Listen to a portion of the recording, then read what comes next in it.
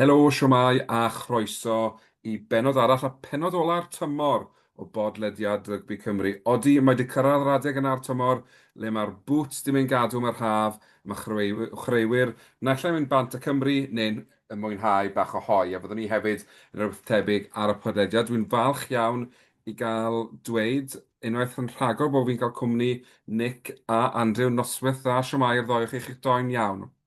Noswaith dda, dwi'n iawn. Ie, noson dda, da, diolch. Da iawn, da iawn. Mae cwpl o wythnosau wedi bod ers bod wedi cwrdd diwetha. Ti Nick di bod yn De Affrica, mae Scarlett di bod yn dilyn, a mae'r undeb a'i trafodaethau o'r cytundeb PRA.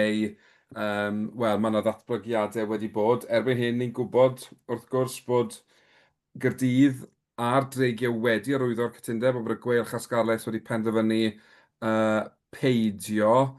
Um, Beth newch chi o'r holl beth, boes? Mae'n twmlo fel bod ni catch-22 ddim yn gwybod yn iawn beth fydd yn digwydd ymhen 2 flynedd pan mae'r cytundeb presennol yn dod i ben. Wel, gei di fynd cyntaf, Andrew, na'n mynd ar ôl, fel tîm sydd wedi synio'r y cytundeb. Ie, mae'n diddorol. Rhyw fath o teimlo fel Civil War sy'n mynd mlaen gyda'r dwy ran ar gorllewin ar hyn o bryd. Mae'n anodd i fel amddiffyn yr undeb i roi raddau, herwydd mae jyst yn anodd i gweld sut mae hwn yn wedyn yn y dyfodol, sut maen nhw'n mynd i wneud pob tîm yn hapus ar ôl hwn.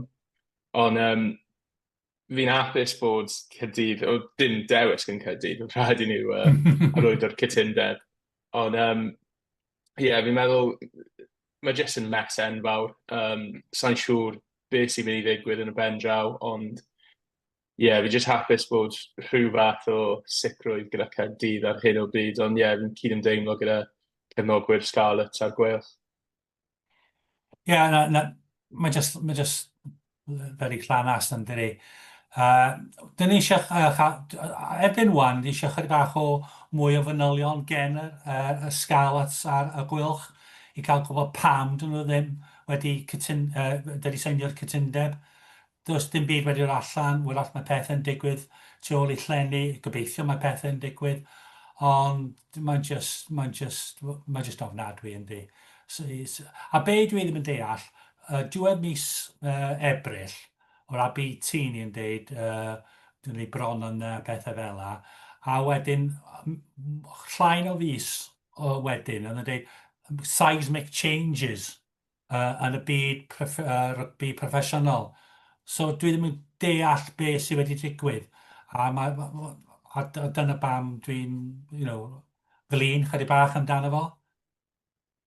Ie, a fi'n credu, falle, mae amseru'r holl beth bach yn bryderus hefyd yn fe. Yn amlwg, mae'r Gweilch yn edrych i symud nôl i San Helen, a fi'n gwybod mae'r cais cynllunio wedi mynd trwyddo nawr, ond mae hwnna i gyd nawr yn taflu hwnna mewn i cwestiynau beth sy'n mynd i ddigwydd wrth reswm os ymhen 2 flynedd, does dim tîm rygbi proffesiynol yn Abertawe, beth sy'n digwydd i San Helen wedyn. Wrth gwrs, yn y cyfnod ma ni wedi gweld Gaerdydd yn mynd dan perchnogaeth yr undeb sydd wedi wrth reswm taflu fwy o gwestiynau wrth y rhanbarthau eraill. Ond dwi'n cytuno ti, Nick, fi'n credu beth sy'n angen nawr yw atebion wrth y rhanbarthau yn y gorllewin o ran sy'n mynd rhoi'r manylion i gyd i ni, ond rhyw fath o syniad pam bod nhw wedi penderfynu mae dim hwn oedd y cytundeb gorau iddyn nhw. Beth sy'n ddiddorol, wrth gwrs, yw mae bwrdd y URC yn gweud bod nhw'n yn mynd i gymryd atebion wrth yr undeb. Dyn nhw'n mynd i gweud dim byd bod rhaid i Gymru roi 4 tîm. Mae hwnna'n ddiddorol yn ei hunan, falle, bod nhw ddim wedi dod mas a gweud chi wedi cytuno i 4 rhanbarth neu 4 tîm, mae rhaid o'r hynna, bod nhw wedi dod nôl a gweud, wel, fe gymeron ni beth mae'r undeb yn gweud. A ni yn y gyfarfod, rhan o rap, teulu rap. O be yma'n deud, fel dwi'n deall o, does dim byd mynd i digwydd dros nos. So with a lead-in wrach tan 2027, oedd o ddim deud, ond a peth yw, mae undeb rhan o'r stakeholders y URC. So, so wyr allan dyfodol, fi'n ar un tîm, wyr all, mwy na dau tîm llai, ond bydd y lead-in tan hynny. So, fel dwi'n deall, bydd yna pedwar tîm yn chwarae yn yr URC tan 2027. Wrth gwrs, ni wedi gweld, wel, fi'n siŵr bod chi wedi gweld nhw wedyn hefyd, sôn bod tîmoedd o America efallai yn, yn cael eu cyflwyno i'r URC. Nawr fi'n gwybod mae lot o gwyno yn barod am y teithio i'r Alban, i'r Eidal, Iwerddon, De Affrica. Bydde flight i America yn good trip, dwi'n siŵr i'w wylio, ond bydde fe'n tipyn o daith am gêm o rygbi mewn un penwythnos. Wel, hwnna wedi dod allan o'r wasg. Yn y cyfarfod, oedd y sôn chydig bach, rwy'n gofyn cwestiwn am tymor Georgia. A ddodd dweud, wel, dyn ni wastad yn edrych am y dyfodol, ond never say never, ond nhw'n dweud, wel, mae rhaid y bod o safon i gallu bod yn gallu cystadlu yn yr URC. So dwi ddim yn deall, dwi ddim yn meddwl fydd hwnna'n digwydd o gwbl. Just allan o wasg, di hwnna. A beth, mae'n spin bach o stori gwahanol, mae'n cadw'r URC yn y wasg a hefyd cythryblu cefnogwyr Cymru. Felly sy'n meddwl, wel, bydd y Scarlets ar gwelch yn mynd a fydd Miami a Seattle neu bwy bynnag yn ymuno ar URC, ond cawn weld. Beth bynnag, ar hyn o bryd, mae pedwar tîm da ni. Ond i bai bod chi eisiau ychwanegu mwy i'r PRA, fi'n credu mae wedi mynd yn dawel nawr, felly bydd hon yn stori fydd i'n siŵr bydd ni'n pigo lan tymor nesaf eto. Ond os nag os ti'n mynd yn fwy, ewn ni mlaen i edrych, i grynhoi llwyddiannau, a felly diffyg llwyddiannau'r pedwar rhanbarth dros y tymor, a hefyd edrych ar record 100% Cymru o golli pob gêm sy'n ddim yn byth gwych, ond dyna ni fel y mae. Reit, fi'n mynd i drio... ble fi wedi colli... Na, ma ni. Reit, sori, fi'n rhannu a siarad. Yn amlwg, os chi'n gwrando ar y podleidiad yma, mae'r bit nesaf yma yn mynd i fod yn ddiddorol bod ni'n edrych ar PowerPoint presentation mae Nick wedi wneud yn adolygiad o tymor 2024-2025. Wedyn, enw tŵr slaid, mae fel maen nhw dati, fel ti Nick wedi creu nhw. Diolch yn fawr iawn i ti am dy waith penny gamp. Na, ti wedi mynd lot o waith, diolch yn fawr i ti. Felly, i ddechrau, Caerdydd, fi eisiau symud hwnna, achos dwi'n mynd gweld yn wych yma. Caerdydd... Ga i dweud un peth cynt ni dechrau? Jyst chydig bach o'r gyd-destun, really. Mae'n rhaid i ni cofio'r, mae'r arian wedi mynd lawr, mae cyllid wedi mynd lawr, ond dwi'n meddwl oedd y blwyddyn, y tymor cyntaf, wedi mynd lawr y 4,000 a hanner o fannau. So felly, mae o'n context ydy, sut mae'r tîmau o Gymru wedi gwneud. Dwi'n credu bod Scarlett a'r Gaerdydd yn enwedig wedi felly over-achieveo i beth o bobl yn disgwyl. Fi'n credu bydde ti'n ar gwelch yn yr un categori, ond gan bod wedi cyrraedd y play-offs llynau, fi'n credu bod hwnna felly wedi wneud Lenny edrych yn wath yn wath na beth oedd e, really. Ond fi'n cymryd Andrew fel cefnogwr o dydd, ti'n edrych ar y gemau wedi ennill a gati gymharu a llynau. A dwi'n cymryd bod ti'n hapus iawn gyda tymor, felly bod arwyddion o gyrraedd y gemau gyfle wedi ffido tua diwedd y tymor. Sicr yn hapus. Mae wedi bod bron yn anrhydedd i wylio Caerdydd tymor yma, yn wedig fel buddigoliaethau erbyn Munster, Ulster yn Parc yr Arfer nhw'n noson. Oedd yn just noson gwych i weld y ddwy gêm na. Ond mae'n diddorol edrych fel yn tymor 2022-2023 o'n i wedi ennill mwy o gemau a o'n i meddwl o lot o cefnogwyr yn ystyried tymor hwnna fel oedd yn bach o fethiant dwi'n gwneud yn dda yn Ewrop, ond yn y cyngar ni wedi gwneud yn well na ni wedi gwneud tymor yma, ond ni gweld tymor yma fel llwyddiant enfawr, ond fel mae Nick wedi dweud, ti angen ystyried y cyllid sydd gan y tîm oedd eleni, a sicr welliant o tymor diwetha, ond mae'n diddorol hefyd edrych ar y pwyntiau, y gwahaniaeth yn pwyntiau. O'n i wedi cael lot o pwyntiau bonus tymor diwetha, ond mi'n meddwl y gwahaniaeth yw tymor yma, mae'r cyngor wedi bod lot mwy cystadleuol. So mae wedi bod, ti wedi gweld lot o tîmoedd yn curo ei gilydd, oedd Llanedd oedd e'n bach o walkovers, oedd yn mwy aml. So, sicr hapus tymor yma i gymaru â tymor diwetha.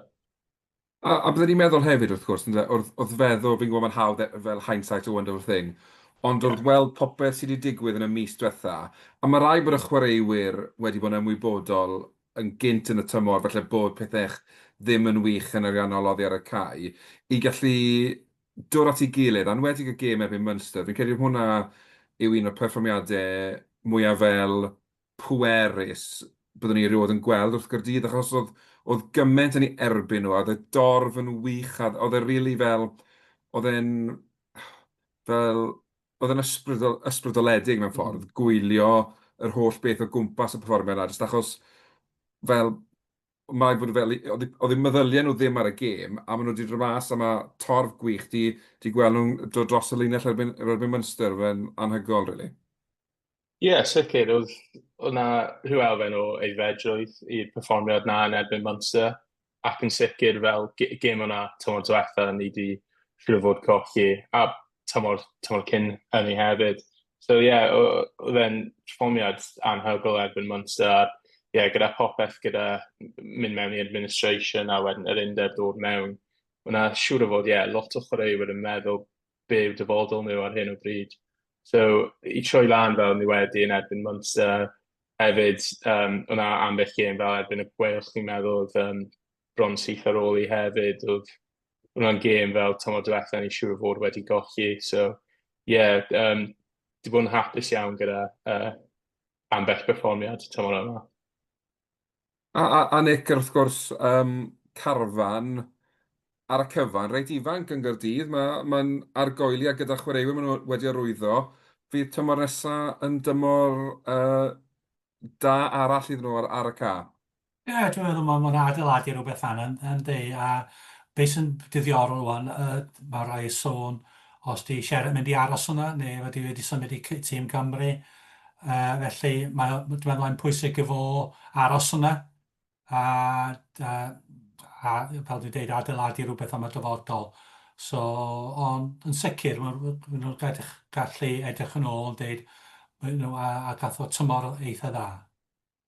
A fi'n credu, beth nath Gaerdydd yn dda, a Andrew Sion cytuno, wel, ddoi chi'n cytuno felly, yw y chwaraewyr wrth nhw arwyddo llynau, oedd yna gymysgedd da. So mae'r llun Dan Thomas ar y sgrin fan hyn. Fi'n credu bod wedi bod yn un o signings gorau rhanbarthau, really, achos mae brofiad o ar yn Lloegr. Ac bod yn canol i 30 erbyn hyn, mae dal wedi rhoi shift da iawn mewn trwy gydol y tymor, a di dangos fel bod David digon i gynnig o hyd i'r gêm yma yng Nghymru. Sicr. Sorry, Nick. Oedd, chwaraewyr ni wedi cael tymor diwetha, na lot o chwaraewyr sydd ddim bron yn cystal i chwarae i Gymru hyd yn hyn, a o'n i'n edrych ar fel pwy fel signing y season, a o'ch chi'n gallu dadle bod pob chwaraewr wedi ymuno gyda rhyw fath o dadl i ennill y wobr. Yn wedig, yn meddwl, chwaraewyr fel Danny Southworth ddim wedi chwarae lot o Exeter, a wedi dod, a dde bron yn dechrau tuag at diwedd y tymor, sy'n anhygoel wrth ystyried bod Domachowski yn chwarae i Gymru. So mae hwnna'n rhywbeth dda, yn wedig Johan Mulder oedd wedi dod o De Affrica, meddwl 2 gêm proffesiynol oedd i chwarae i Bulls i Llewod cyn ymuno â Caerdydd, a wedyn tuag at diwedd y tymor oedd yn dechrau. So, o'n i wedi rhoi o chwaraewyr sy'n hwyrol, i'n meddwl. O'n i ddim yn chwaraewyr sydd yn mynd i chwarae gemau ryngwladol, neu mynd i fel dechrau pob gêm, ond nhw'n dda pryd oedd chwaraewyr i ffwrdd gyda Cymru, a nhw'n gallu dod mewn a rhoi shift mewn. So, angen rhoi pob clod i siarad am hynny oherwydd mae hwnna yw bron y reswm pam o'n i wedi gwneud lot well tymor yma, fi'n meddwl. Felly, pen ar y bloc nawr, Andrew, gan bod ti wedi sôn am chwaraewyr da fyna. Pwy fydde ti'n gweud, y ddoi o chi, pwy fydde chi'n gweud falle yw chwaraewr y tymor o safbwynt Gaerdydd? Pwy yw'r un chwaraewr sydd wedi rhoi law lan a gweud fi eisiau'r award ma eleni? I fi, mae angen bod Josh McNally oherwydd yn yr awreng, ni di wastad dioddef o ddim ond cael fel un neu dau chwaraewr dda a yn sicr yn y 2 neu 3 tymor diwetha, doedd ddim chwaraewr fel nailed down i chwarae yn yr awreng a mae Teddy Williams yn sicr di dod ymlaen dda a aeddfedu lot fwy. Oedd e'n captain am ambell gêm tymor yma, ond pob wythnos pan chi'n ceisio dyfalu be tîm fynd i fod, chi wastad yn gwybod oedd e'n Josh McNally a Teddy Williams. A fi'n meddwl mae Teddy Williams i wella oherwydd mae wedi bod yn chwarae gyda Josh McNally. A fi jyst mor hapus bod Josh McNally wedi rhoi o'n tymor nesaf hefyd. So fi'n meddwl oedd e'n clas tymor yma. Mae'n ddiddorol, ti'n sôn fyna bod Teddy Williams di gwella yn cael McNally wrth ei ochr e. Dyna'n union beth o'n i'n meddwl pan o'n ti'n sôn am Josh McNally. Yn amlwg, mae game aid mewn wych, ond mae wedi tynnu Teddy Williams lan gymaint. I fi, mae Teddy Williams nawr o chwarae fel chwaraewr lot hun na beth yw e yn ei oedran, so mae gyrfa da iawn gyda fe o'i flaen e. McNally yn un o'r chwaraewyr ail reng na sydd jyst yn neud lot o'r y dog work, the unseen work ti'n mynd gweld yn y pimp blaen. A Nick, os unrhyw arall di sefyll Na, mas i ti? dwi'n cytuno wel, Carwyn eto, ffaith mae wedi chwarae gymaint, ond na, dwi'n cytuno, wel allan i roed o i Teddy Williams, ond dwi'n cytuno efo Andrew ar y ddau wedi bod yn arbennig. A wedi wneud gwahaniaeth mawr i'r Caerdydd. Ond yn sicr, a fi'n credu, bod ni'n gweld lot o chwaraewyr ail reng felly'n ennill a colli gêm ei dimodd, mae cael 5 blaen tyn yn neud gymaint o wahaniaeth i berfformiad tîm, a fi'n credu mae'r ffaith bod Gaerdydd wedi troi gymaint o'r gemau o'n nhw'n colli da pwynt y bonus i fod yn fuddugolaethau yn dod lawr i'r ffaith bod y pac di gwella, achos mae'r olwyr, maen nhw wastad wedi cael olwyr da, ond mae'r pac di ffrant o lan nawr, a maen nhw wedi gallu tynhau yn y blaen, a mae wedi rhoi cyfle i bobl fel Camwynet dangos i doniau nhw ac ati. Ond felly, cyn bod ni symud ymlaen, tymor nesa nawr de, ai y gol yw i gyrraedd y gêm ail gyfle, neu oherwydd o gymaint o ansicrwydd mynd trwy tymor nesa a wedyn ceisio adeiladu to, Andrew? Be bydde ti'n hoffi gweld falle o fan hyn? Fi'n dal yn meddwl mae yna ambell chwaraewr sydd angen i geisio cystadlu lot fwy yn ambell gemau. Nwedig fel ni wedi colli Rhys Litterick oedd yn eto, ddim chwaraewr yn dechrau oedd yn dda i fel enwi mewn pryd oedd Aserati yn Camp Cymru. So, ni wedi cael Javan Sebastian a Sam Wainwright sy'n dda, ond fi dal yn meddwl mae yna rhywbeth ni bach yn colli fyna, oherwydd mae Aserati, Sebastian a Wainwright, maen nhw'n fel solid grŵp o bobl, ond i dal yn meddwl mae yna rhywbeth yn colli fyna i nwedig wrth ystyried cael scrum gryf. Sa'n eisiau fel ysgrifennu bant yn syth, ond fi ddim yn disgwyl scrum gryf o fyna, a hefyd ni di arwyddo George Knott tymor diwetha, sa'n disgwyl McNally a Teddy chwarae pob wythnos, a fi'n meddwl mae yna gap enfawr wedyn rhwng McNally a Teddy a wedyn George Knott a Rory Thornton. Ond ni angen disgwyl rhyw fath o tymor ble allan ni cael rhyw fath o play-off place fyna, ond fi'n meddwl hefyd, os ni'n rhoi rhyw fath o ymdrech mewn i Ewrop, byddai'n hapus gyda hwnna. Yn sicr wneud yn well na o'n i wedi gwneud tymor yma yn Ewrop. Ond jyst ceisio wella yn wedi gyda Sheriff, yn meddwl trydydd tymor nawr. Bydd Sheriff yn hyfforddi, felly bydd angen rhyw fath o wmff mwy tymor nesaf yn credu. Cofio mae 'na Ed Byrne yn dod yn ôl hefyd yn oes, gyda Ie, nhw'n chwarae lot, so bydd o'n allan nhw gallu chydig bach o wahaniaeth. A bydd yn ddiddorol weld Teim Bashan, sut mae o'n ie. chwarae yn Caerdydd. So bydd hwnnw'n ddiddorol. Bydd yn wir a sôn am Teim Basham, symudwn ni mlaen at y dreigiau ac bod ddim cynrychiolydd gyda ni o'r dreigiau ar y panel, dwi'n siŵr fydd y tri o ni yn cytuno bod hi wedi bod yn disaster i'r dreigiau a oedden nhw wedi cyrraedd fel the lowest of the low, a ydyn nhw nawr wedi cyrraedd fel rock bottom, a mae dim ond gwella maen nhw'n gallu wneud, neu oedden nhw'n mynd i gael tymor gwath blwyddyn nesaf. Dwi'n meddwl mae'n mynd i gwella. Ar papur, maen nhw'n edrych wedi'r senior rai chwaraewyr eitha dda. Gobeithio nhw'n gallu cadw'n ffit. Ond os nhw yn cadw'n ffit, dwi'n gweld nhw'n gwella. Dwi'n gweld nhw mynd am y wyth uchaf, ond jyst gweld nhw bod nhw'n gallu cystadlu yn bendant yn Rodney Parade a ennill lot fwy o geimiau. Ie, a fi'n credu falle, beth sydd angen nhw wneud yw edrych ar beth mae Connacht di wneud yn y 10 mlynedd diwetha, be mae Zebra di wneud, Benetton di wneud yn y 2-3 tymor diwetha, a defnyddio hwnna fel rhywbeth o platfform. Sneb yn disgwyl nhw fynd i Leinster a ennill, sneb yn disgwyl nhw fynd i Glasgow a ennill, ond beth sydd angen nhw wneud yw pan maen nhw'n chwarae adre, a fi'n credu mae'r Lions wnaethon nhw chwarae adre yn yr ail neu trydydd wythnos, le mae mewn i'r fel cwarter ola, nhw'n ennill 30-18 neu rhywbeth, maen nhw'n colli 32-30, a fel mae angen i nhw dod mas o'r habit na yn Rodney Parade, achos mae Rodney Parade yn ga horrible, mae'r dorfyrch pennau chi, dylse hwnna fod yn Fortress, a mae'r ffaith mae'r unig gêm nhw'n wedi ennill yn Rodney Parade oedd y mis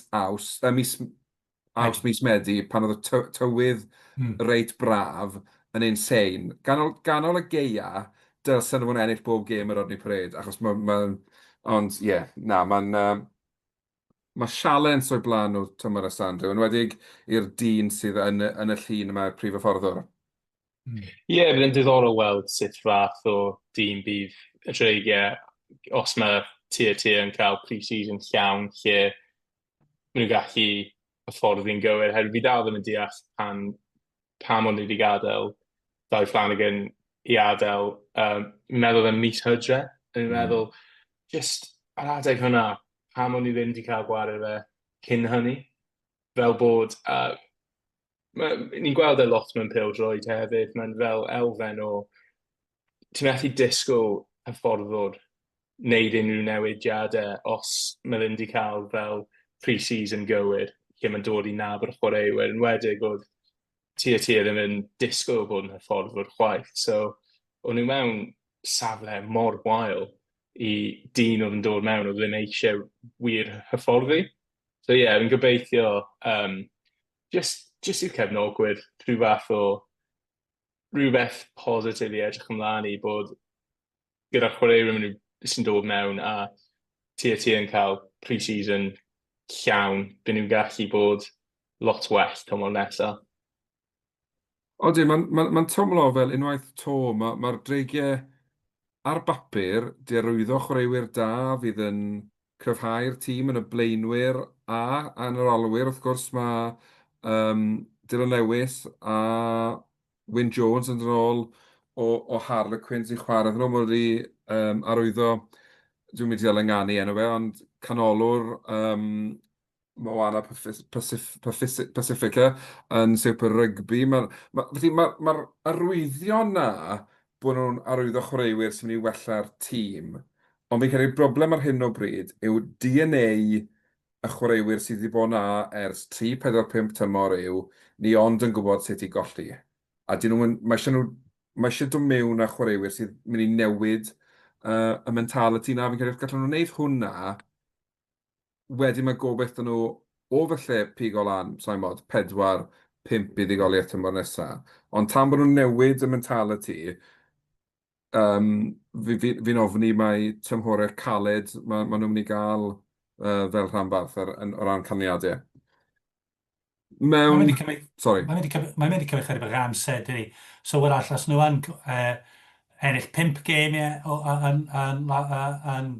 a wedyn, wel all cael un oedd i gatre, a jyst bod gallu cystadlu oedd i gatre hefyd. Bydd hwnna'n Ond, cam ymlaen. Ond sicr, achos ar hyn o bryd, maen nhw'n rôl o drysto oddi cartre.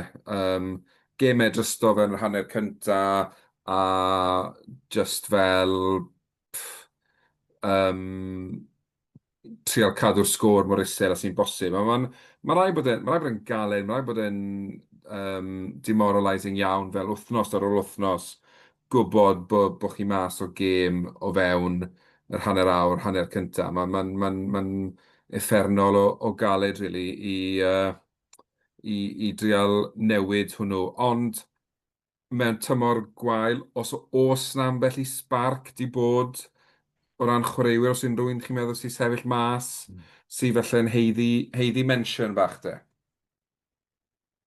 Dwi'n Um, meddwl, sorry, sorry, go on, Nick. dwi'n meddwl mai yn Eirin Owen wedi bod, mae fath o chwarae dda, very consistent, a Hugh Anderson, mae gen i fo rhywbeth, dwi'n meddwl. A Wainwright yn wastad yn chwarae, primo chwarae, mae'n chwarae dda. Sorry, Andrew, beth wyt ti'n mynd i weid? O'n i'n mynd i ddweud yn Eirin Owen yn sicr. Fi'n cytuno gyda Nick hefyd. Fi'n meddwl mae Ryan Woodman yn chwarae o'r arferchog hefyd. Proper nuts and bolts. Fi'n meddwl ymhen rhyw 1 neu 2 blwyddyn bydd yn chwarae i Gymru herwydd fi'n really hoffi sut mae'n chwarae. Yn wedig pryd nath Caerdydd chwarae dreigiau, meddwl mis Rhagfyr, oedd e'n nuisance enfawr a ni just about i ennill i gêm yn y 10 munud ola a fe'n ym mhob man am gydol y gêm. So fi'n really mwynhau wylio Ryan Woodman. O, cytuno'r doi o'ch chi'n credu, Aneurin Owen yn enw o ni wedi gwneud nodyn ohono hefyd, fi'n credu mae fe'n wedi bod yn anlwcus dan efiadau. Neu o bosib bydde fe wedi cael gemau Gymru, a dwi dal yn meddwl bod e'n cnocor o drws na. Felly os gallai gael tymor llawn dianaf, byddwn ni'n mynd syni i weld yn y mix. A ie, mae chwaraewyr fel Ryan Woodman gyda nhw, a'r broblem yw nawr yn dre, yw mae fe dechrau ar efo proffesiynol, a mae jyst yn cael colli ar ôl colli ar ôl colli. Os gallwn nhw newid hwnna, fydd e'n hyd o'n gwella fel chwaraewr, achos bydd e'n pistach ar y ca, a wedyn bydd e'n codi performance. Dwi'n credu bod yn anhygol bod Aaron Wainwright yn gallu chwarae fel mafen chwarae wrth feddwl sut mae'r dreigiau'n neud o wythnos i wythnos. Mae'r ffaith bod e'n codi gêm gyment i Gymru yn dweud lot amdano fe fel, fel person a fel chwaraewr. Ac os yw'n gwrando, llongyfarchiadau, o'n i'n gweld bod e wedi dyweddio dros yr wythnosau diwethaf, felly llongyfarchiadau ti Aaron, os ti'n gwrando. Felly tangent, sorry, tangent. Un tangent arall sy'n ei wneud ar dreigiau, be bydden nhw'n wneud i gael Sam Davies nôl yn chwarae yn Rodney Parade ar hyn o bryd, mae wedi bod yn chwarae yn reit dda mas yn Ffrainc i Grenoble. Wedi wneud awyrddor cytundeb newydd efo Grenoble, ti'n meddwl. Odi, felly gêm fawr ddyn nhw wrth nesaf, gobeithio aros lan, beth bynnag. Dwi'n cymryd bod ni gyd yn cytuno dreigiau tymor nesaf, ennill mwy o gemau, cael y dorf nôl ar ei ochr nhw, wedyn falle dim benni gweilor o'r tabl, I guess, yw'r prif obeth iddyn nhw. Ond cawn weld. Pre-season pwysig iawn, dim yn unig i'r tîm hyfforddio, mi'n credu i'r rhanbarth i gael bach o hwb i'r cefnogwyr cyn dechrau tymor nesaf. Felly symudwn ni mlaen nawr at y trydydd rhanbarth. A rhanbarth arall a newidodd hyfforddwr, wel, reit gynnar yn y tymor, wrth gwrs, Mark Jones yn dod mewn yn lle Toby Booth, oedd wedi coeddi bod e'n gadael, ond yn penderfynu gadael yn ystod y tymor. Nick, ddaeth o ti gyntaf 90, gan bod ti wedi teithio sawl gwaith o'r gogledd lawr i weld nhw, hefyd wedi teithio i dde Affrica wrth gwrs. Um, Tymor siomedig i'r gwelch yn dilyn llwyddiannau llynau neu ble yw ti? Uh, Braidd yn siomedig, pan oedd ni mynd yn ôl at be'n digwydd i daith fan, dwi ddim yn, a hwn oedd yn cymeriad, os nhw eisiau cael gwared o Toby Booth, well nhw, oedd yn edrych yn ôl rwan, oedd y ffordd nhw'n cael ei gwneud, oedd yn gwneud sens o gwbl, cadw fo, a wedyn, dyma oedd y chwaraewr i wrach yn gwybod pwy sy'n arwain y tîm, pwy sy'n hyfforddi y tîm, a pan ti'n edrych yn ôl am y tymor rwan, colli yn erbyn dreigiau, dwi wedi gwneud hwnnw o blaen, ond colli allan yn zebre, a dechrau gwael, a ar ôl hynny, a ddodd Mark Jones cymryd drosodd, oedd oedd o chwarae dda, a chwarae toli bel o gwmpas, a edrych, a edrych yn eitha dda. Dwi'n meddwl, oedd nhw penderfynu trio mynd am y cwpan yn Ewrop a oedd o'n siomedig yn erbyn Lyon, Catre, a ar ôl hynny oedd o'r dim llawer a chwarae amdan. So, mediocre. Ond gobeithio allu gwella blwyddyn nesaf. Ie, o'n i'n gweld yn diddorol fel pan gemau back-to-back erbyn y Scarlets bod Mark Jones wedi penderfynu dewis dim tîm gwan, achos mae hwnna'n amharchus, ond dim y tîm cyntaf falle yn y gyngred a mynd amdani yn Ewrop, a wedyn wrth gwrs fel ti'n sôn, colli Lyon wrth sôn, felly tason nhw wedi targedu'r gêm y gyngred, felly mae'r gweilch wedi gwneud y gêm ail gyfle, dim y Scarlets. Ond Andrew, o ran y gweilch lenni, nawr wrth gwrs ni'n nabod nhw fel tîm sy'n very forward heavy gan ymlaen pac, mynd am y pac rif. Ni wedi gweld y DNA yn newid bach gyda Mark Jones yn sgorio fwy o geisiau. Oedden ni bron o fod yn gallu fel sort of i maddau, forgive them, am gael tymor falle ddim cystel wrth bod nhw'n trial newid i steil o'i gemau nhw, a falle mae tymor nesa dylen ni beirniadu tîm Mark Jones. Ie, yeah, mae'n debyg i dreigiau wrth ystyried bod angen rhyw fath o pre-season gyfan gwbl gyda Mark Jones. Fi'n cyd-ymdeimlo lot mwy gyda sefyllfa nhw na dreigiau herwydd rhywbeth yn mynd mlaen gyda Toby Booth oedd di arwen iddo fe adael, ond o'n nhw'n gwybod bod Mark Jones yn dod mewn tymor nesaf. So oedd e'n bach yn wahanol, ond ie, fi'n meddwl byd nhw yn sefyllfa lot fwy cryf tymor nesaf i mynd mewn gyda yn cydnabod gyda be mae Mark Jones yn ceisio wneud, sut mae'n ceisio chwarae. A ie, fi siŵr o fod yn mynd i gweld nhw'n perfformio lot well. Yn wedi pryd eith nhw mas o Ewrop, o'n nhw jyst yn edrych fel tîm mor blinedig.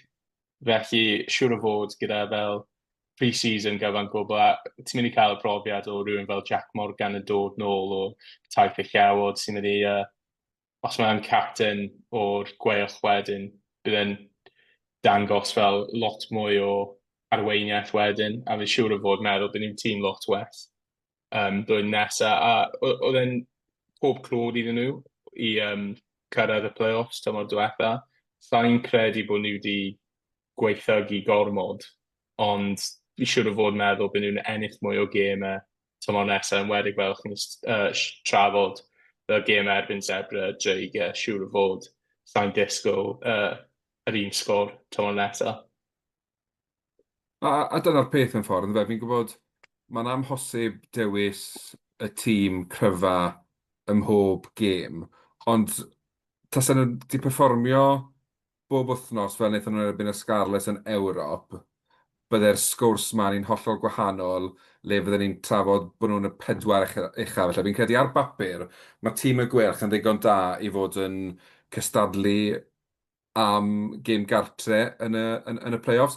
Ond wrth gwrs, beth sy'n anodd yw unwaith mae newidiadau achos tîm Cymru neu anafiadau neu pethau, mae'r safon wrth reswm yn disgyn. Fi'n credu un peth sy'n galanogol yn edrych mlaen i tymor nesaf yw'r ffaith bod gymaint o arweinwyr o fewn y tîm di ail arwyddo. fi'n credu bydd gymaint o brofiad yn tîm y gwylch. A wrth gwrs, symud San Helens, fi'n credu bod hwnna'n mynd i gael fel gymaint o effaith positif um, ar y ca, ond hefyd fel profiad i'r cefnogwyr oddi ar y ca fydd yn twmlo, fydden nhw'n twmlo fel clwb rygbi to, le fi'n credu, falle ar hyn o bryd, maen nhw'n rhannu stadiwm gyda'r tîm Pêl Drod. Mae'n amlwg fel bod mae stadiwm Pêl Drod i'w we, mae'n bach o fel empty bowl am ran fwyaf o gemau'r tymor. Felly fi'n credu fydd cael St Helens a gymaint o arweinwyr, fel ti'n gweud, Jack Morgan o'r Orllewod. Os gallen nhw ddechrau'r tymor yn dda, bydden gosod nhw lan am flwyddyn fi'n credu. Ie, Amser. dwi dysg... Ie, a'r ffaith... Dim yn colli llawer.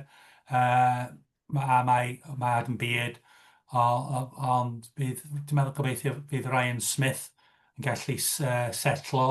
A mae o'n edrych, fel rhywun sy'n gallu bod sy'n gallu adeiladu'r garfan.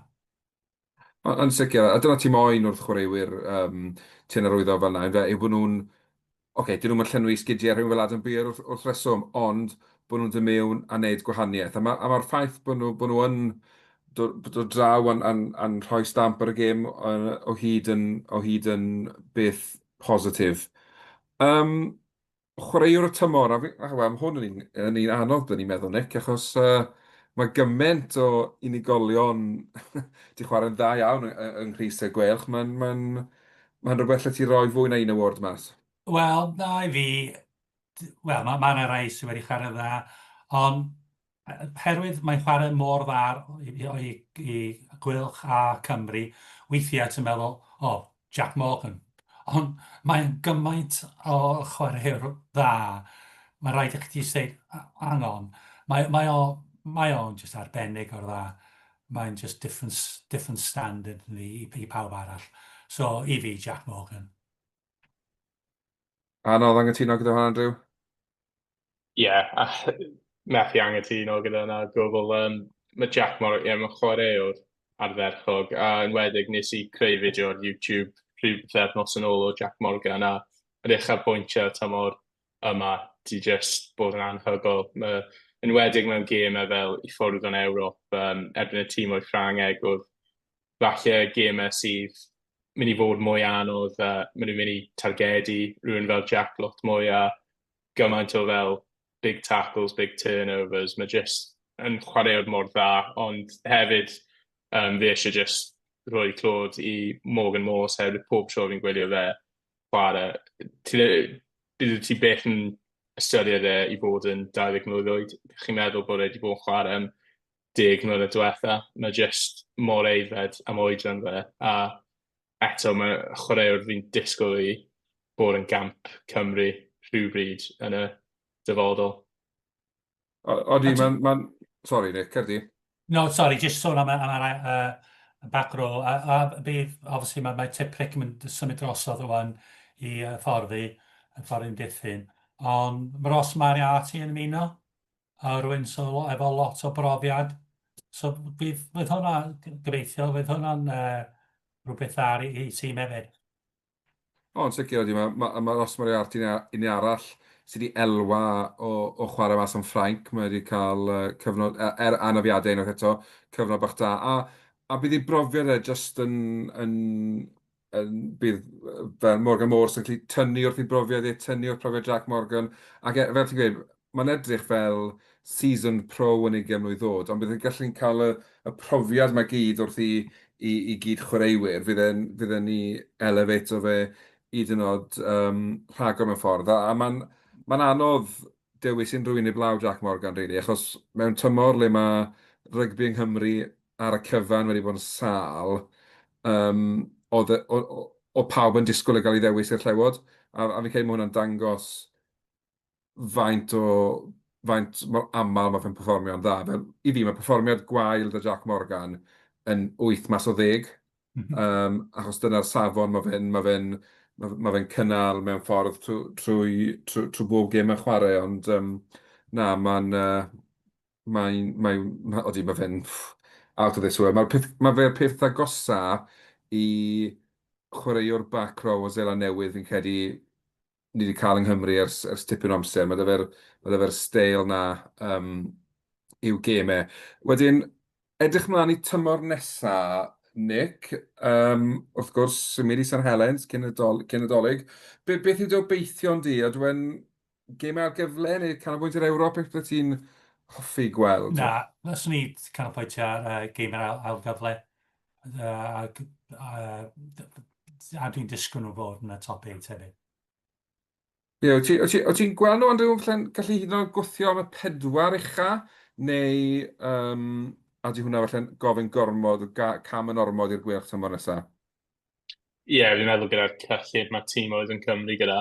Mae'n mynd i bod yn anodd i ceisio mynd am y top pedwar. Ond fi'n meddwl os mae un tîm yn Cymru, nell Ysgalus cyrraedd y top 8, fi'n meddwl os mae un tîm yn Cymru sy'n gallu gwneud pethau against the odds, mae'n y gweilch mwy na aml. So, ie, sa'n credu, fi'n meddwl top pedwar bach yn bell i'r gweilch, ond sa'n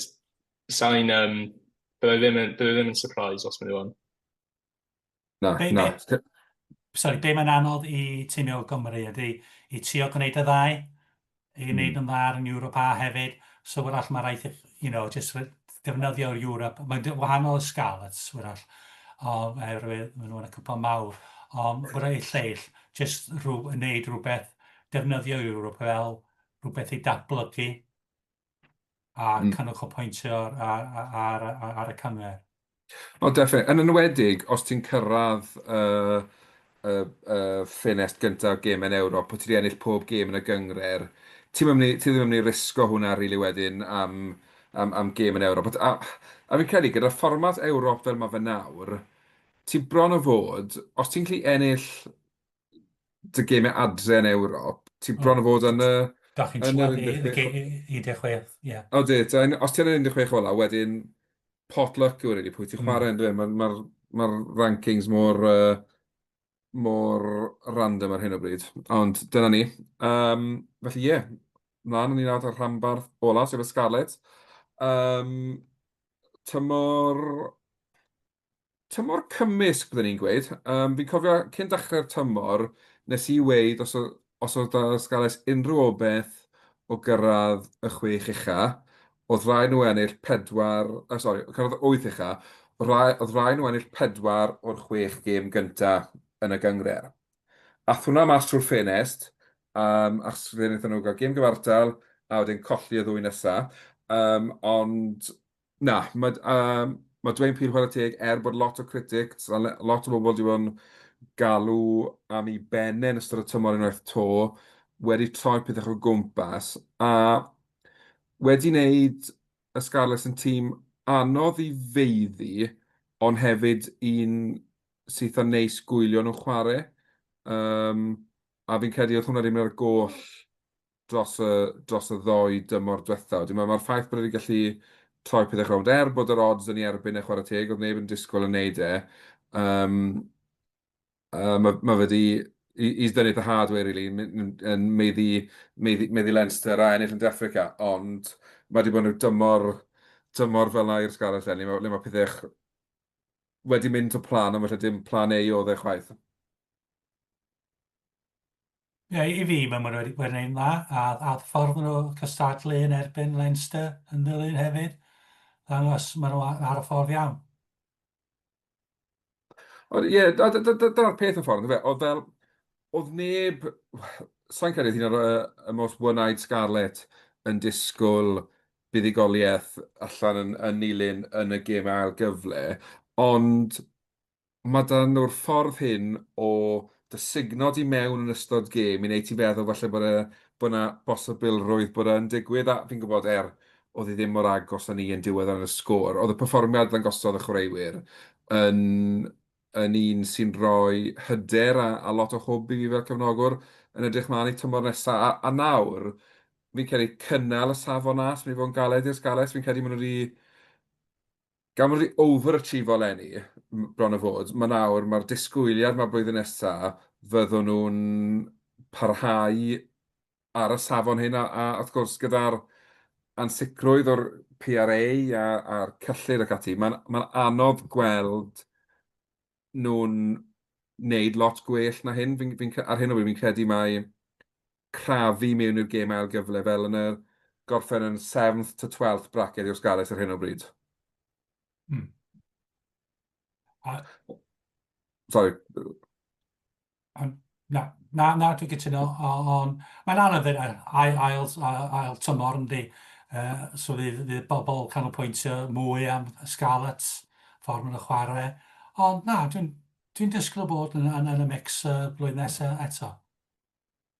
O, ie, mae'n neis fel, fi'n disgwyl gweld ni'n colli bob gêm, neu rhan fwyaf o'n gêm ni yn Ewrop. Mae'n neis bod nôl yn y Champions Cup a just fel, just cael y profiad o tîmoedd mowr yn dod i Barc Ysgarles. Mae wastad, mae'n creu rhywbeth o buzz mewn ffordd. Fi'n cofio y gweilch tymor mad, tymor diwethaf, sori, mae buzz yn dod gyda fe.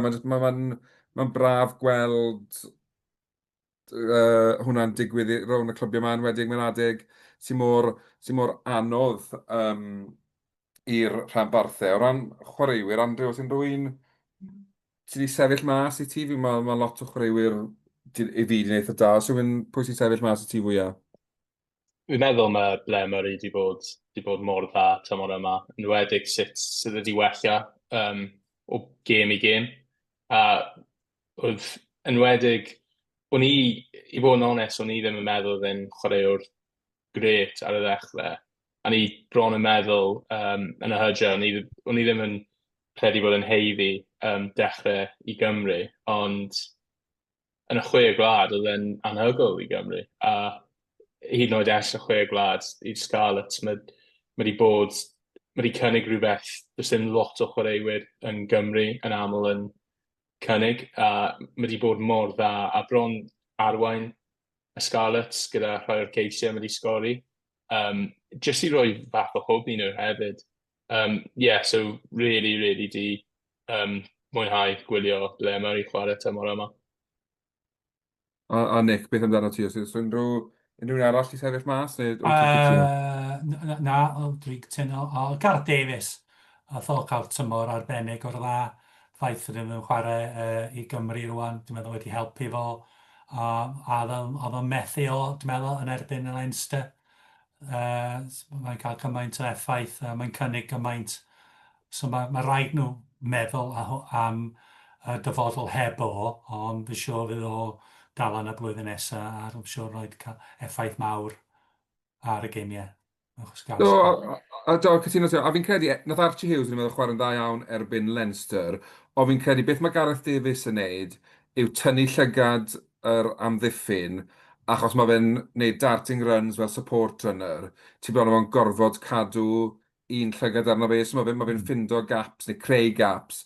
Fel ydy, dyw Archie ddim cweit yn y safon na eto, ond os yw'r Gareth Davies am 2 flynedd arall, mae'n dysgu wrtho fe, mae pethau yn argoel i'n dda i'r mewnwr ifanc. Un chwaraewyr arall dwi eisiau sôn am, Marnus van der Merwe, y Warthog fel mae wedi rhoi nickname i unan. A fi'n credu mae just bach fel tag burn pan ddath ei gyntaf, really. Neb yn disgwyl lot ond fe just fel pawb yn meddwl mae support second choice oedd ei rai yn y laia. So fi'n credu, wel, mae wedi cael ei alw mewn i garfan De Affrica ar gefn i berfformiadau fe i Gris Scarlett. A mae hwnna'n dangos fi'n credu y tymor mae fe wedi cael. A mae just i engine e, dwi'n beth yn stopo yn wastad, mae'n just yn mynd a mynd a mynd, a mae fe'n popo lan gyda rhediadau, gyda tackles pwysig, a mae just i taflu na'n o gwmpas y cad i bod yn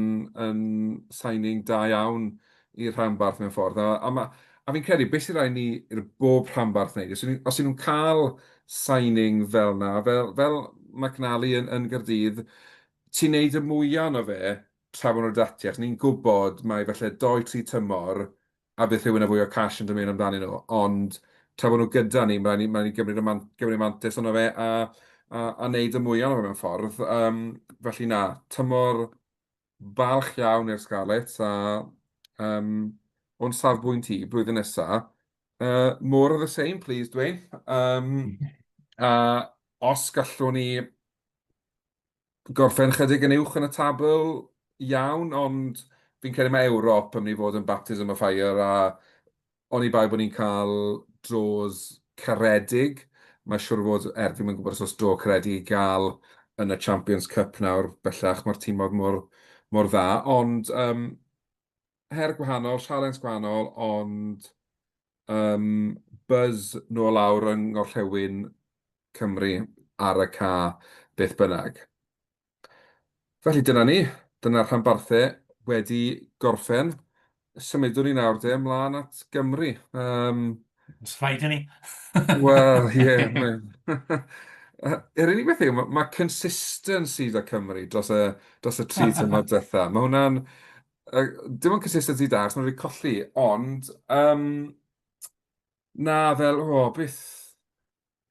beth allwn ni weid, boys, fel adir, adir ryt yn dod i ben, adir drawt mae'n dod i ben erbyn Japan, neu a fydd y 17 gêm ni wedi colli yn olynol yn parhau. Beth y ble chi'n sefyll o'n ni?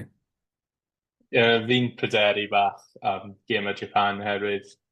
Ti'n gwybod be mae rhywun fel Eddie Jones yn fel, a mae'n mynd i cael rhyw fath o tric sydd ni ddim yn mynd i gallu cystadlu yn erbyn, ond fi'n meddwl bod yna bach o ffydd ar ôl y gêm erbyn Iwerddon ar Alban, o'n i'n chwarae lot well na o'n i'n chwarae erbyn Ffranc ar Eidal a hyd yn oed yn y hydre.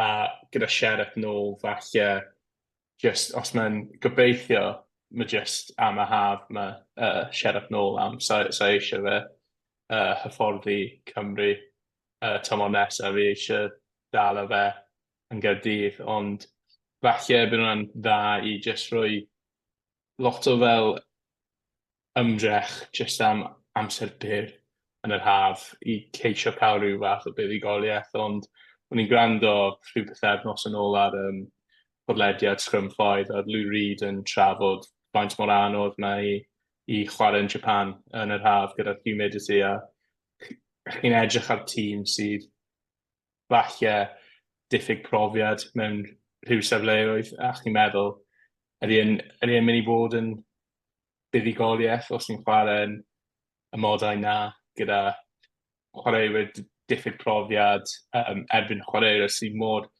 ffordd mae Japan yn chwarae mor gyflym, a sa'n siŵr be i ddisgwyl nawr yn erbyn Japan.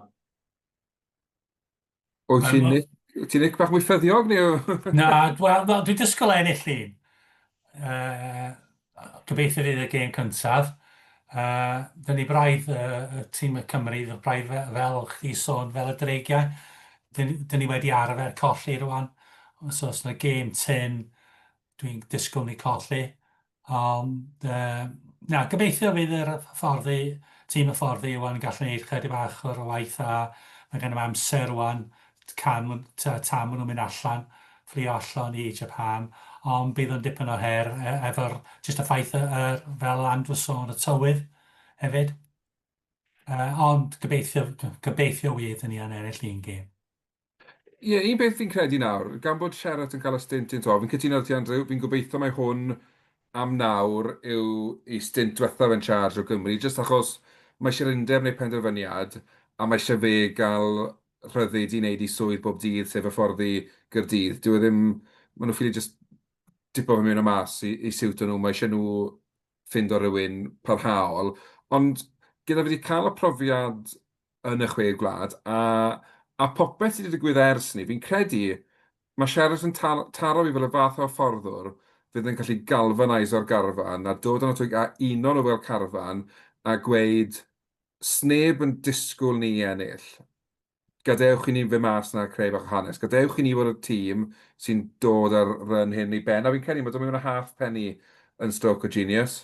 Achos wrth gwrs i brofiad mae fe'n gwybod beth yw fel i ennill i Gymru. A mae fe wedi rhan o'r golden generation na. So mae fe'n gallu dod nôl, reit, mae beth sydd eisiau ni wneud. Fel, bydd y buzz fydd y gwmpas fydd y profiad fydd e'n gallu dod o'r cefnwyr ifanc i'r cicwyr ifanc, bydd e jyst yn gymaint o hwb. A fel, bydden ni'n rhoi popeth mewn i'r gêm gyntaf na.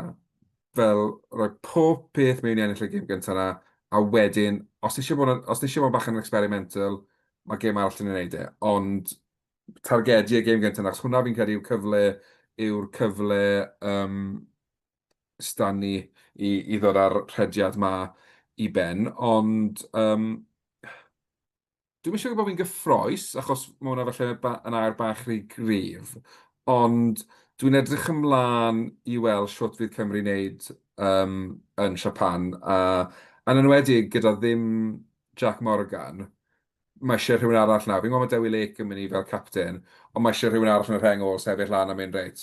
Fi yw'r Jack Morgan am y pythefnos nesaf, am y dau wythnos nesaf yma, a wneud claim i ddechrau yn barhaol. Mae chwaraewyr yn y garfan sy'n gallu wneud e, jyst mae angen iddyn nhw wneud e. Felly, ie, cawn weld. Gobeithio fyddwn ni'n dechrau podlediad tymor nesaf mewn mwd da iawn bod Cymru di ennill yn Japan. Ond pwy awyr. Pwy, rei, felly, cyn gorffen, mae'r sgrin wedi mynd yn sôn, beth yw'n meddwl fan hyn nawr? O ie, hwnna, newn ni edrych dros hwnna'n sydyn. Dwi'n wedi bod yn dymor da iawn i Gymru, basically, yw'r pennawd fyna. Gwobre am y tymor, felly fi'n credu bydd rhai o'r rhain yn amlwg, felly byddwn ni'n cytuno, ond felly bydd ambell un byddwn ni'n anghytuno. Ond os dechreuon ni, chwaraewr y tymor o Gymru. Nawr, os oes rhywun yn mynd bleidleisio yn erbyn Jack Morgan, mae croeso iddyn nhw'n wneud. Ond dwi'n mynd i weid Jack Morgan, a'i gyntaf. Jack i fi. Ie, fi'n cytuno, ni'n mynd i dweud Jack Morgan hefyd. Ie, mae hwnna falle, hwnna'r un hawsa falle, mas o'r nhw gyd. Chwaraewr ifanc y tymor. Nawr, wnaethon ni sôn am hwn, a wnaethon ni weid tair ar hugen, 23 ac o dan ar dechrau'r tymor, fi'n credu, wnaethon ni weid. Felly, pwy chi'n credu, neu pwy byddwch chi'n hoffi taflu mewn i'r het fan hyn? Fi'n mynd i ddweud, fi'n mynd i dangos rhyw fath o duedd yma, ond fi'n mynd i ddweud Cam Winnett oherwydd just am faint o munudau mae wedi chwarae tymor yma, meddwl iddi colli rhyw fel 8 munud yn y gyngrair. So mae jyst i bod mor gyson i Gydydd a yn 22 mlwydd oed a gobeithio weld y chwarae i Gymru eto yn erbyn Japan. Nick? Wel, I've heidio mynd amdan Edwards. Gath o tymor dda, ond tymor, dwi'n meddwl, mae'n mynd i dysgu hefyd. Rei geimiau, oedd e ddim yn control y game, reoli game, ddigon dda. Sa'n mynd am Blemery. Ie, mae'n un anodd yn achos fel ni'n edrych ar rhywun fel Cam Winnett, a gath e'r highs a'r lows o fod yn carfan Cymru, wedyn cael ei ollwng o garfan Cymru, wedyn mae'n ei roi perfformiadau fel am yn ei Gyrdydd. Dan Edwards, fi'n cytuno ti, fi'n credu ar y degau mae wedi cael gemau anhygol, ond mewn gemau eraill wedyn mae wedi mynd o'r goll, ond eto fydd e'n cael fwy o brofiad, mae ble mae'r Ellis Mi, ond fi'n credu bod fi'n mynd i orfod cytuno gyda ti Nick a gweud ble fi'n credu mae'r ffaith bod fel mae wedi dod mewn i'r tymor, wedi tyfu fel chwaraewr, a nawr mae fe'n, bob tro mae'n cael y bel, fi'n disgwyl gweld y wneud rhywbeth, a mae hwnna'n braf i weld wrth chwaraewr o Gymru, ond ie, mae pob un i di enwi yn llawn heiddi camoliaeth a clod, achos maen nhw wedi gwneud gwahaniaeth enfawr i'w rhanbarthau. Y llofnod newydd gorau, chwaraewr gorau sydd wedi arwyddo tymor diwetha.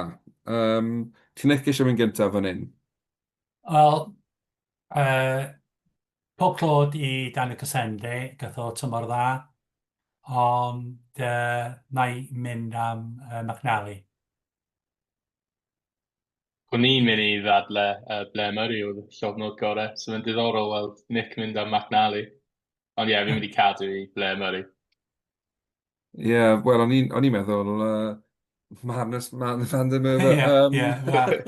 Ie, na, fi'n credu am y tro cynta ers spel, mae'r pedwar rhanbarth Lenny di arwyddo'n dda iawn, a di arwyddo beth oedd angen arnyn nhw i wella eu tîm. Mae hwnna'n rhywbeth ni'n gweld yn aml. A ma hwnna'n beth da ni hynna. Mae'r ffaith bod ni gyd yn bod ni'n gallu gweld chwaraewyr mae'r tîmoedd eraill di arwyddo hefyd yn arwydd o o bethau da mewn ffordd. Felly, da iawn i'r pedwar rhanbarth am i'r recruitment nhw haf dytha. A hefyd, haf ma, fi'n credu mae lot o'r chwaraewyr sydd wedi cael ei wyddo yn y chwaraewyr cywir i'w rhanbarthau nhw.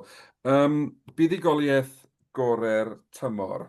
Nawr, se cefnogwr o dreigiau dyn ni, bydde fi'n gweud gêm cyntaf tymor. Achos oedd ddim lot o fuddigoliaeth yn y fydda wisno. Ond fi'n mynd i weid Gaerdydd erbyn Munster. Fi'n credu yn sgil popeth ddigwyddodd yn yr wythnosau yn arwen lan at y gêm na. Mae fel ddigwyddodd pethau yn noson yna, jyst yn magical, fel o'n i'n genus iawn o pawb oedd yn ynglwm dy Gaerdydd am y perfformiad na. Ie, fi'n cytuno. Fi'n meddwl, game Munster oedd yn noson dda, a o'n i sicr di joio ar ôl yn y tafarn ar ôl y gêm. Ond werth roi nodyn hefyd i buddigoliaeth Scarlett erbyn Leinster, oherwydd oedd hwnna'n gêm dda, a fi'n meddwl oedd na rhyw fath o elfen oedd ni wedi chwarae mor dda ni wedi yn y gêm o wyth ola, oherwydd o'n nhw cydnabod sut oedd Leinster yn chwarae, a fi'n meddwl yna'n buddigoliaeth da iawn. Wel, dwi wedi bod rhy nais ar y podlediad heno, so na i di sôn am y gwylch ennill yn Glasgow, a colli, Glasgow colli gêm cyntaf meddwl yn y cyngor ers 3 flynedd. So hwnna'n dipyn o result i'r buddigoliaeth i ennill yn Glasgow. A'r dydd gwyllt Dewi hefyd. Nad yw'n wych bod ni'n trafod fan hyn bod y tri o'r rhanbarthau di meiddi Glasgow, Munster a Leinster yn yr un tymor. As in, pan ni'n meddwl am bopeth sydd wedi digwydd i Rygbi Cymru, ni dal mewn sefyllfa ble ni'n gallu gweud bod ni wedi curo'r tri o cewri'r gyngred. Fi'n credu mae hwnna'n anhygol mewn ffordd yn dweud. Felly, wel, cwestiwn i'r 5, mae'r cwestiwn sy'n wedyn, felly, cwestiwn, sech chi'n cael un wish ar gyfer eich rhanbarth chi tymor nesaf, beth bydde fe?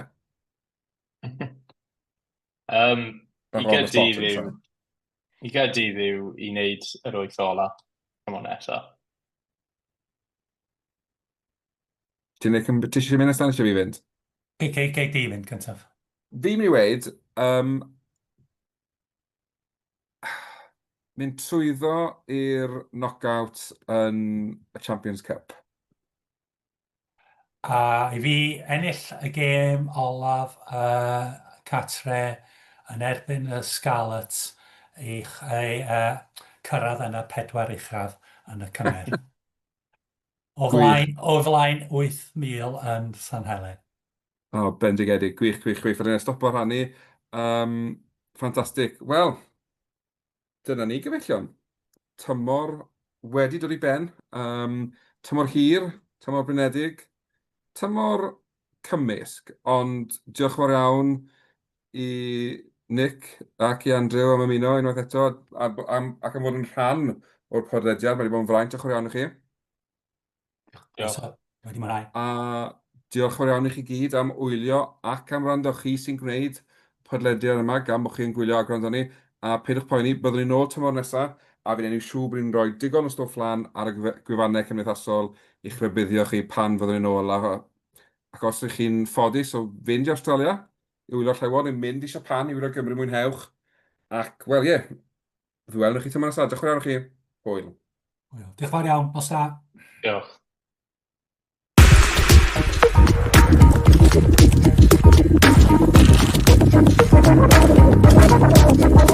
Thank you.